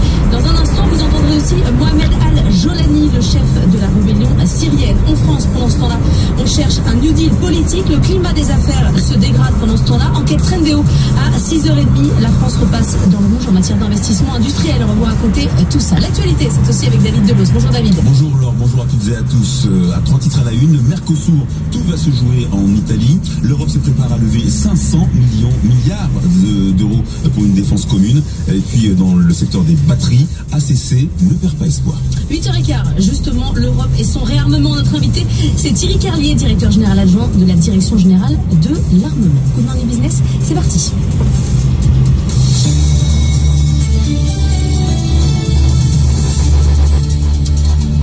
L'heure du choix pour les actionnaires de Vivendi, rassemblés en Assemblée Générale cet après-midi aux Folies Bergères. Ils doivent voter pour ou contre la scission du conglomérat. Vincent Bolloré veut découper son empire en 4 entités pour mettre en bourse Canal+ et Havas. Mathieu Pechberti, pourquoi ce démantèlement de Vivendi? Et Vincent Bolloré va-t-il se heurter au veto de ses actionnaires? Vous savez, c'est la fin de la stratégie du champion européen des médias que nous avait promis Vincent Bolloré il y a maintenant une dizaine d'années. Vous vous souvenez, c'est le petit ours Paddington qui était décliné au cinéma, en série pour Canal, en jeu vidéo avec Gameloft, en livre avec Hachette, tout ça vendu à grand renfort de pub grâce à Havas. Ce modèle intégré est mort et on se souvient maintenant que Vincent Bolloré est bel et bien un financier. Il va donc éclater Vivendi en 4 entités. Canal+, Havas, Hachette, qui est le groupe Lagardère, et puis un fonds avec une kyrielle de participation côté. Et l'enjeu de cette AG, c'est évidemment de voter pour ou contre cette scission en 4 entités. Beaucoup de petits actionnaires y sont opposés car ils estiment que les cotations en bourse de Canal+ à Londres et de Havas à Amsterdam vont les priver d'OPA et vont permettre à Vincent Bolloré de continuer à effectuer son contrôle rampant sur ces sociétés. Mais en fait, ça va se faire. Écoutez, il y a beaucoup de petits actionnaires quand même qui râlent. Alors on a beaucoup entendu parler du fonds activiste Siam qui a même déposé des recours en justice. Il a une toute petite participation, mais il y a aussi d'actionnaires minoritaires qui pèsent tout de même. Il y a un fonds qui s'appelle Fitrust qui investit dans toutes les sociétés du CAC 40 qui lui s'oppose fermement à cette scission. Il y a également le fonds Proxinvest qui est connu. Puis il y a ce qu'on appelle les agences de conseil aux investisseurs qui sont très écoutées par les investisseurs institutionnels. ISS et Glass Lewis qui recommandent de voter pour, mais qui critiquent très fortement à la fois la gouvernance de ces sociétés, enfin en tout cas notamment d'Havas et les cotations à l'étranger, comme j'ai dit, qui vont empêcher aux actionnaires minoritaires de profiter d'une OPA. Mais c'est vrai que Vincent Bolloré contrôle 30% du capital Vivendi et donc près de la moitié des votes en Assemblée Générale, puisqu'il y a aussi de l'abstention en Assemblée Générale, et donc cette scission a de grandes fortes chances de passer. Alors, Canal+ côté à Londres, Havas à Amsterdam, Canal+ qui sera plus sur la TNT l'année prochaine. Est-ce qu'il y a un sujet entre Bolloré et la France? Oui, clairement. L'éviction de C8, de la TNT, avant l'été, a été le détonateur du ras-le-bol, en tout cas de Vincent Bolloré et de sa famille envers les autorités françaises. Les autorités françaises, l'autorité des marchés financiers, Euronext, ont essayé à plusieurs reprises de le dissuader de côté Canal à Londres ou à Havas, et Havas en tout cas Amsterdam, donc de les laisser à la bourse de Paris. Il n'en a rien. L'un de ses proches nous confiait il y a quelques jours que c'est un véritable bras d'honneur de Vincent Bolloré à la France et qu'à force de le critiquer, de le diaboliser, il était inévitable que ses cotations à l'étranger aient lieu. Reste que Vincent Bolloré, vous savez, a récupéré énormément de cash. Il a opéré des grandes sessions l'année dernière. CMA, CGM et MSC, il a récupéré 7 à 8 milliards d'euros de cash. Que va-t-il en faire? Est-ce qu'il va en profiter justement pour monter au capital de Canal et en prendre définitivement le contrôle? Et on sera donc avec Fitrust à 7h20, actionnaire minoritaire qui compte donc apposer son veto. Merci beaucoup Mathieu. Crédit Agricole conforte sa position dans le capital de Banco BPM. La banque française a actionné des outils financiers pour faire passer sa part de 10 à un peu plus de 15% dans le capital du groupe italien. À terme, Crédit Agricole pourrait même passer à 19,9%. Une montée au capital au moment où Banco BPM fait l'objet d'une offre formulée par Unicredit. 6h04 sur BFM Business et sur MC Découverte. Événement géopolitique majeur ce week-end. Le régime syrien a été renversé. Damas, la capitale de la Syrie, est tombée aux mains de la rébellion, épilogue d'une offensive éclair. 12 jours de combat qui se sont soldés par la déconfiture de l'armée syrienne et par la fuite de Bachar al-Assad qui a trouvé refuge en Russie. C'est la fin de 5 décennies de règne du parti Baas. Et Caroline Noyer, c'est un événement qui bouleverse carrément les équilibres dans la région.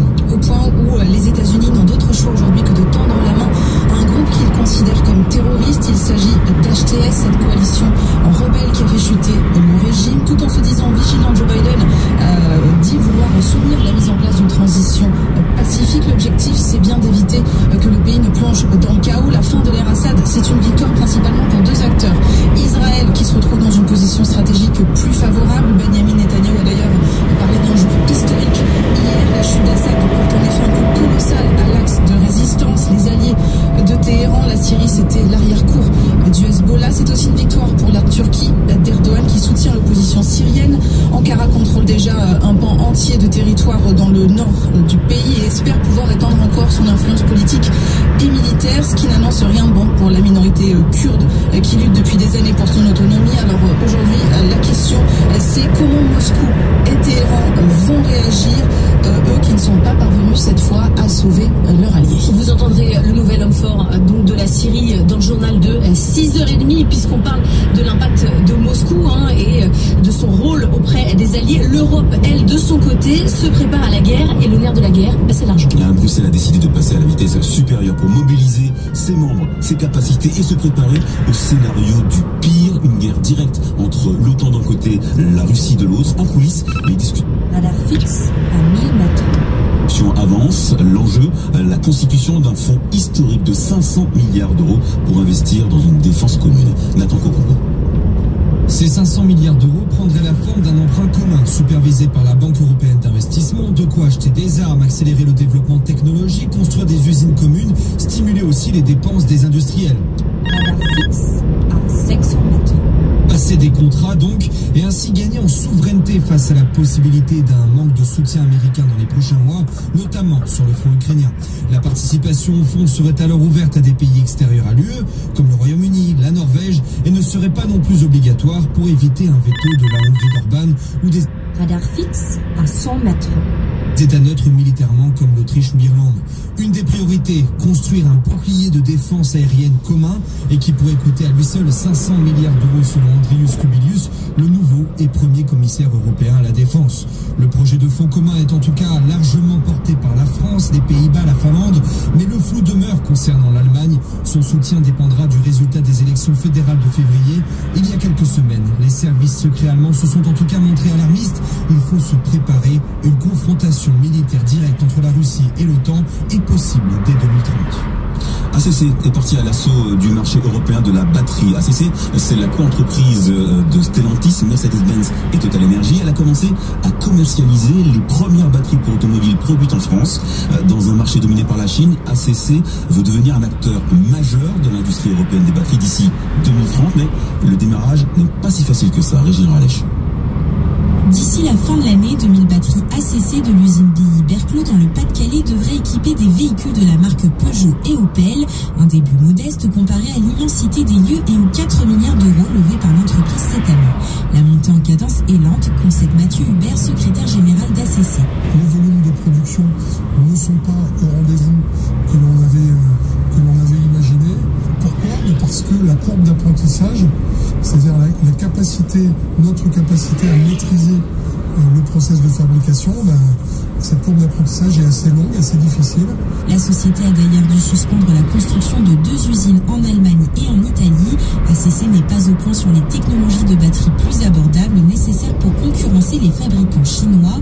Mais une fois ces obstacles surmontés, Mathieu Hubert table sur une progression rapide. L'ambition d'ACC, c'est d'être un acteur majeur de l'industrie européenne de batterie en 2030. Nous projetons dans 5 à 6 années, effectivement, d'être capable de fabriquer l'équivalent de 2 millions à 2,5 millions de batteries pour véhicules électriques. Dans cette logique, une deuxième ligne de montage entrera en exploitation l'année prochaine et la Gigafactory prévoit toujours de doubler ses effectifs d'ici 5 ans. On en vient au dossier sur le Mercosur. Il semble que ce soit l'Italie qui ait les cartes en main. Effectivement, les conditions ne sont pas réunies. Ce sont par ces mots que Giorgia Meloni a opposé une fin de non-recevoir à l'accord de libre-échange entre l'Union européenne et le Mercosur. La chef du gouvernement italien rallie la position de la France et de la Pologne après que Ursula von der Leyen a annoncé la fin de 25 ans de négociations. La présidente de la Commission européenne espère désormais obtenir la ratification d'au moins 15 États membres. On y revient plus en détail dans notre journal de 6h30. Dans les colonnes des Échos ce matin, Stéphane Séjourné promet un choc de simplification en Europe pour le vice-président français de la Commission européenne. Ça passe par le pacte pour une industrie propre voulu par Bruxelles. Stéphane Séjourné veut rendre l'Union européenne plus lisible afin de rendre l'Europe plus attractive. Il est 6h10, BFM Business, l'heure de la bourse. On retrouve Étienne Braque depuis la salle des marchés de BFM Business. Étienne, on attend des choses du côté de la Chine. En effet, ça sera mercredi le grand jour J avec la conférence centrale sur le travail économique, avec de nouvelles mesures de relance qui sont attendues, d'autant plus que quand vous regardez les chiffres de cette nuit, ils sont pas très bons concernant les chiffres d'inflation, avec notamment des prix de l'inflation qui continuent de ralentir en Chine. Le mois dernier, plus 0,2% sur un an, alors que le consensus s'attendait à 0,4%. Et surtout, regardez les prix départ usine, donc hors fret, hors logistique, qui ont reculé de 2,5% au mois de novembre. Ça montre bien que malgré les petites mesures de relance du mois d'octobre, vous avez un consommateur chinois qui n'est toujours pas présent, et puis surtout qu'en termes d'exportation, eh bien ça cale avec bien sûr une demande qui est toujours déprimée en Europe. Relance également attendue du côté de la BCE, ça sera jeudi, le grand jour, avec une baisse de taux qui est attendue, 25 points de base, 50 points de base. Le consensus a pour l'instant du mal à se fixer avant la Fed qui est également attendue au tournant dans 10 jours sur une baisse de taux, avant également une nouvelle baisse de taux attendue dans le mois de janvier.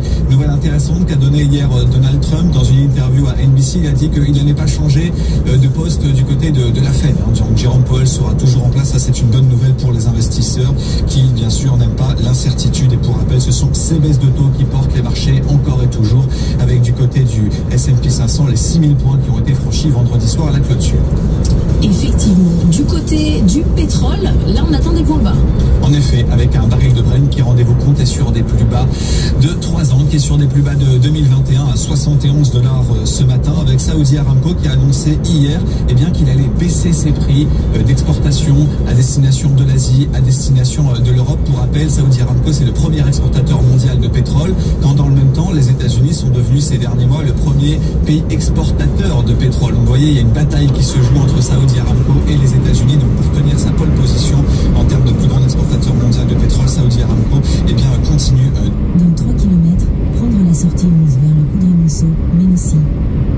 De peser sur l'offre, et donc tout ça n'est pas une bonne nouvelle pour le CAC 40. Regardez Total Energy qui est sous les 55 €, qui est devenu la 3e pondération du CAC 40, derrière LVMH, derrière Schneider Electric, titre qui est sur des plus bas d'1 an et demi, et c'est ce qui explique aussi que notre CAC 40 fait rien depuis le début de l'année, quand Wall Street et le DAX à Francfort affichent des performances supérieures à 20%.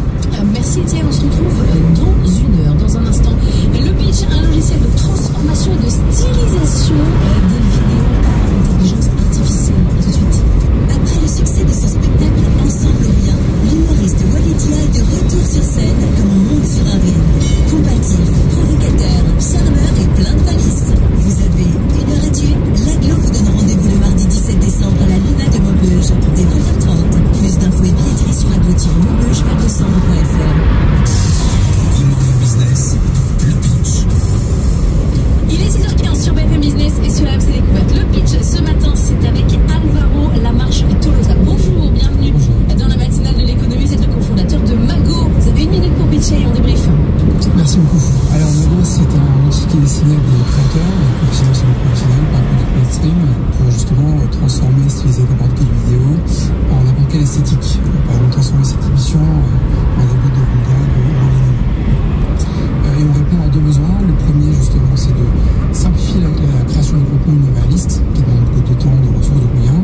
Et d'autre part, de fournir de vrais outils de production. Dans 600 mètres, prendre la sortie 11 vers le Coudray-Mousseau, Mency. Audiovisuel basé sur l'eau. Et tout ça, c'est fondé sur notre précédent projet, qui s'appelle Fusion, qui est un outil de transformation et de stylisation de vidéos en open source, qui est devenu viral, qui a rassemblé plus de 150 millions de vues au total, et qui est développé par le fondateur Alexandre Aspect. Prendre la sortie 11, puis utiliser la voie de gauche pour prendre la bretelle D948. Et globalement, toute l'idée du projet, c'est justement de fournir des outils qui ne sont pas, contrairement à la plupart de ce qu'on trouve sur le marché, des outils simples et faciles d'utilisation, mais plutôt des outils puissants, destinés aux professionnels, des industries créatives. Alors concrètement, ça sert à quoi et à qui? C'est pour faire de la pub? C'est pour faire des films? C'est pour faire quoi? Les deux. Les deux. Les deux, mon capitaine. On peut faire justement... Utiliser la voie de gauche pour prendre la bretelle D948. À partir d'une prise de vue réelle ou d'animation 3D, par exemple, des choses beaucoup plus compliquées. C'est-à-dire qu'avant, normalement, si je devais faire un film comme un tableau de Van Gogh, je devais peindre chaque image, d'ailleurs. Dans 400 mètres, rejoindre D948. Il y a 2 films magnifiques qui ont été faits comme ça. Et là, vous dites juste, faites-moi... Exactement. Donnez juste un ordre et c'est parti. C'est ça. Après, l'idée, c'est de fournir une interface plus complexe qui permet justement d'affiner et d'aller plus loin. Mais globalement, c'est ça, c'est simplifier ce. C'est aussi simple que ça. Génial. Là, vous avez vu les images. Je vais décrire pour ceux qui nous écoutent, parce qu'on voyait donc un boxeur humain, et puis juste après, il se transformait en personnage de dessin animé. Enfin, on aurait vu un personnage de jeu vidéo, Ryu dans Street Fighter, pour pas le nommer. Je sais pas si c'est fait exprès, mais c'est très spectaculaire. Mais alors, vous partez d'images réelles. C'est-à-dire que la vidéo, est-ce qu'elle est elle-même générée par une IA ou est-ce que c'est des gens qu'on peut filmer et ensuite on les transforme en utilisant l'intelligence artificielle?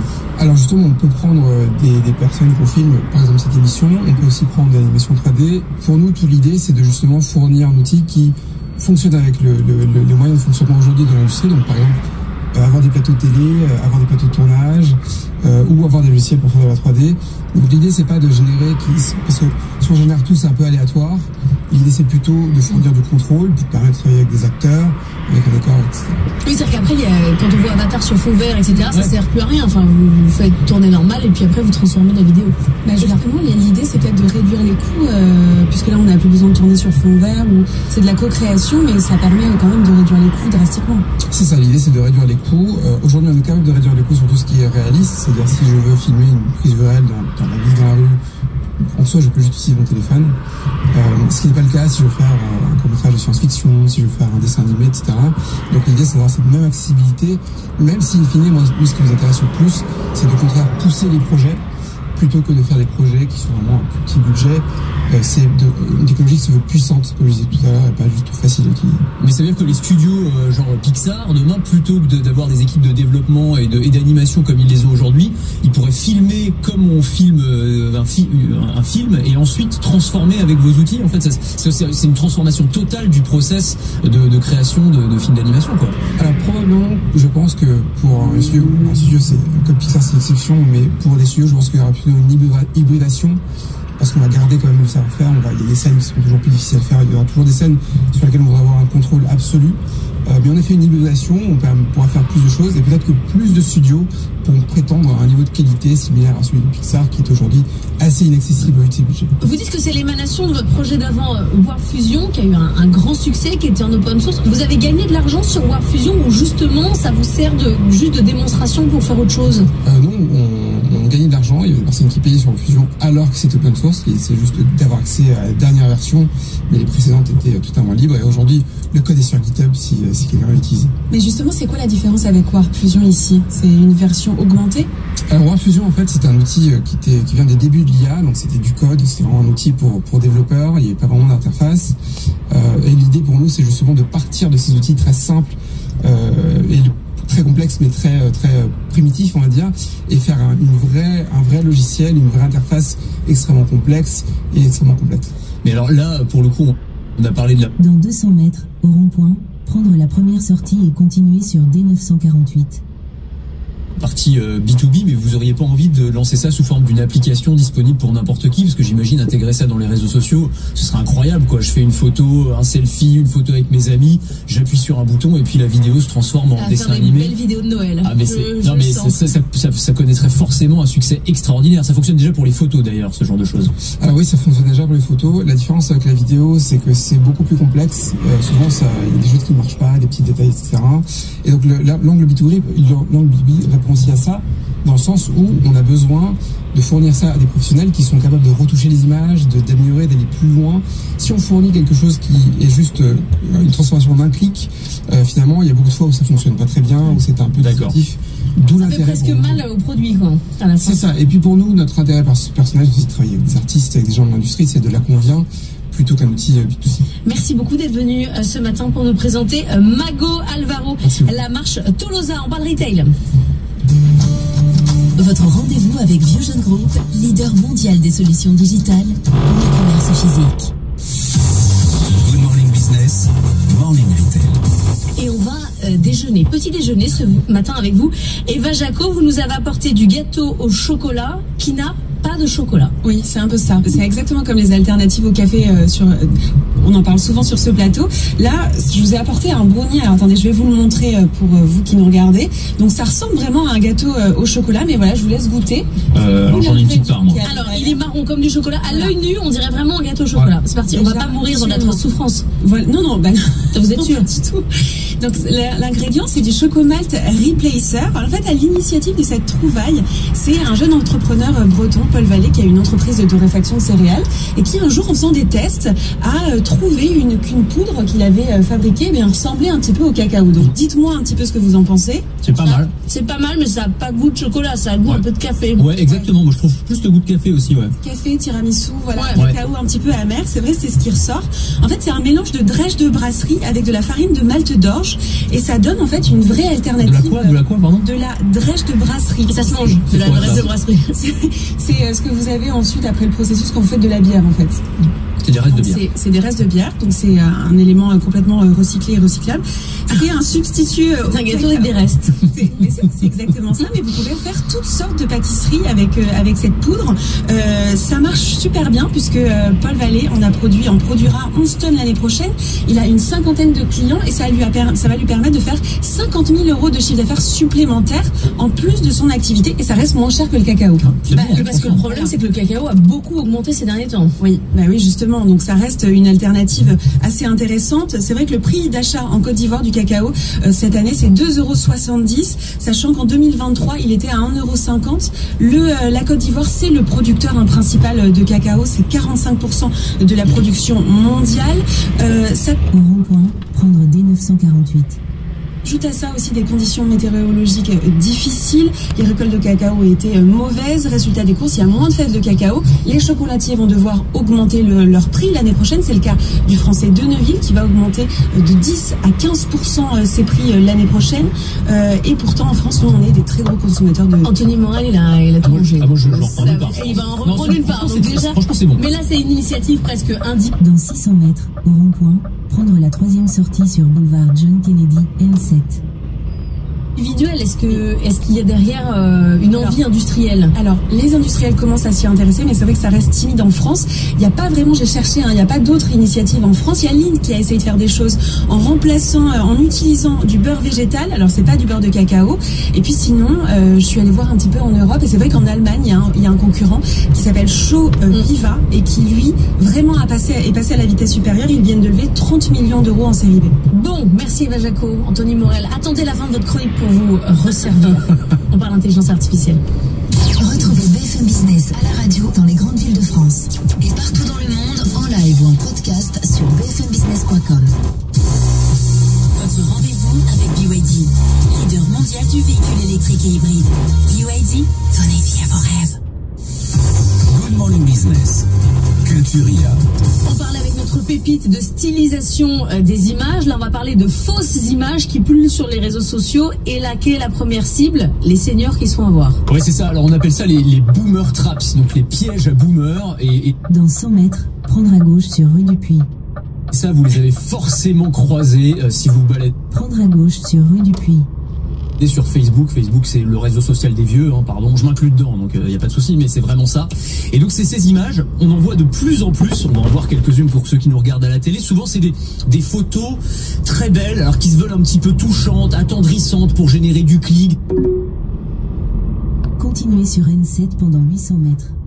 Des partages, des commentaires, sauf qu'elles sont complètement fausses. Typiquement, ça va être la photo d'un grand-père qui pose à côté d'une magnifique sculpture en bois avec la légende « J'ai fait ça de mes propres mains pour mon petit-fils que j'adore, qu'en pensez-vous ?» Ou alors on a encore cette image qui est devenue virale, peut-être que vous l'avez croisée, d'une bergère magnifique au milieu de ses moutons, donc qui prend un selfie et qui publie « Je sais que je n'obtiendrai jamais autant de likes que Lady Gaga ou Jennifer Lopez, je ne suis pas aussi belle qu'elle, mais je n'ai pas honte de mon travail et j'adore mes animaux. » Le but étant que les gens commentent... Tout ça ?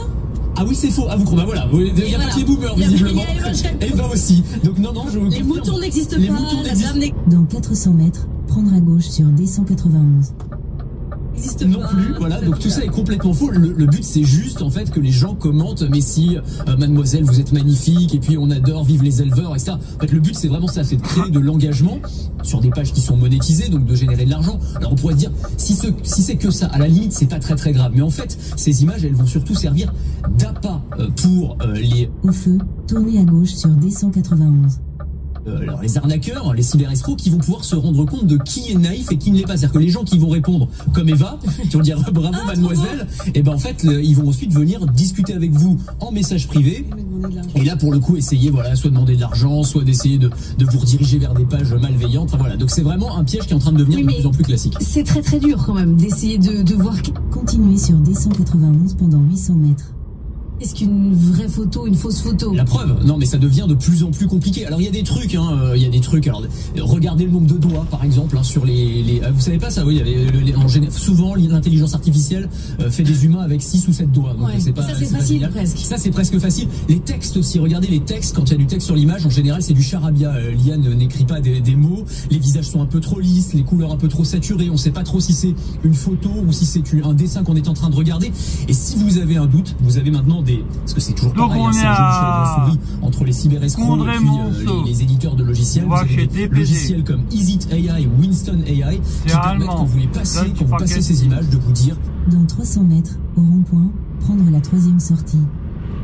Si ce sont de vraies images ou si elles ont été générées par une intelligence artificielle. Mais désormais, la photo, ça fait partie de l'arsenal du cybercriminel. Ça fait partie de l'arsenal du cybercriminel et c'est pas seulement la photo. Ça qui est intéressant, c'est de voir que l'IA, de plus en plus, s'intègre dans les outils qui sont utilisés dans le domaine de la cybercriminalité. On peut citer toujours dans le domaine de l'ingénierie sociale le phishing augmenté par l'IA, c'est-à-dire du phishing, ça c'est un truc très très classique, mais on va utiliser l'IA pour personnaliser à l'extrême les messages, pour imiter le langage d'une institution, d'une entreprise, et pour trouver le ton parfait, mettre le curseur exactement au bon endroit pour que vous soyez tenté de répondre favorablement.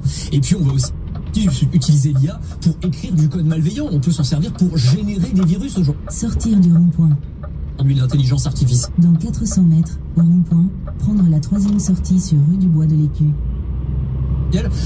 Soit si on n'est pas très très bon pour générer des virus assez basiques, ou soit pour des pirates qui sont déjà aguerris pour générer des cyberattaques qui sont pour le coup extrêmement redoutables. Ouais, mais c'est pas facile, hein. Vous finissez par douter de tout. Moi j'ai douté de la poignée de main de Donald Trump avec Emmanuel Macron ce week-end. Oui. Vous avez vu les photos, enfin les vidéos de Donald Trump et de Jill Biden qui se battent ou qui s'embrassent. C'est pas facile. Voilà, qui sont générées par l'IA. Il y en a une qui est vraie, une qui est fausse, c'est pas facile. À 6h45, on parlera décarbonation dans l'aviation avec le patron de Voltaero. Dans un instant, le journal de 6h30, on va revenir bien sûr sur la situation en Syrie. Vous entendrez Mohamed Al-Jolani, le nouvel homme fort de la Syrie. Et puis on va en parler du coup de froid sur l'industrie pendant qu'on écrit une loi spéciale. Pendant ce temps-là, il y a de moins en moins... Au rond-point, prendre rue du Bois de l'Écu, puis tourner légèrement à droite pour continuer sur rue du Bois de l'Écu. Investissement en France, à tout de suite. Après le succès de son... Tourner légèrement à droite pour continuer sur rue du Bois de l'Écu. Spectacle Ensemble ou Rien, l'humoriste Walidia est de retour sur scène comme on monte sur un ring. Combatif, provocateur. Dans 50 mètres, au rond-point, prendre la 2e sortie et continuer sur rue du Bois de l'Écu. Charmeur et plein de malice. Vous avez 1 heure à tuer. L'Aglo vous donne rendez-vous le mardi 17 décembre à la Luna de Montpellier. Au rond-point, prendre rue du Bois de l'Écu. Dès 20h30, plus d'infos et billets. Dans 500 mètres, votre destination se trouvera sur la droite. Et sur aglo-maubeuge, valdecembre.fr.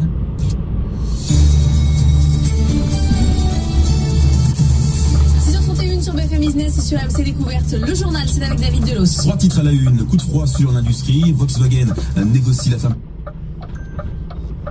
de 3 usines en Allemagne. Al-Jolani, le nouvel homme fort de la Syrie. Retour à la case départ. Emmanuel Macron consulte aujourd'hui. Il devrait nommer un nouveau Premier ministre dans les prochaines 48 heures. Dans 500 mètres, au rond-point, prendre la 3e sortie et continuer sur avenue de Tournefil. Il y aura ensuite une loi spéciale pour commencer l'année avant un nouveau budget et de nouveaux débats. Une incertitude qui pèse sur les entreprises. Patrick Martin estime que la France est déjà entrée en légère récession. C'était dans les colonnes du JDD hier. Le patron du MEDEF qui craint une accélération de la désindustrialisation du pays. Et Léo Dumas, le baromètre Trendéo McKinsey qui est publié ce matin, il confirme ce sentiment. Oui, absolument. La France repasse dans le rouge. Le volume de projets d'investissement annoncé recule pour la première fois depuis 2019. Ce sera moins 10% à la fin de cette année selon la projection, quand vous aviez une croissance de 18% par an en moyenne depuis 2016. Concrètement, ça va se traduire par un solde net négatif, moins 15 usines cette année sur le... Dans 600 mètres, prendre à droite sur rue du Bois de l'Écu. Territoire. Loin du record de 129 ouvertures nettes en 2019, mais ce qu'il faut... Dans 200 mètres, prendre à droite sur chemin de Chevannes. dire, c'est que la France s'inscrit dans une dynamique qui est mondiale. Les investissements industriels devraient baisser en moyenne de 26% cette année en cause de déclin du secteur manufacturier un peu partout, ainsi qu'un net recul des investissements en R&D. Prendre à droite sur chemin de Chevannes. Ce sont clairement les États-Unis qui aspirent les investissements. Oui, ils captent toujours plus...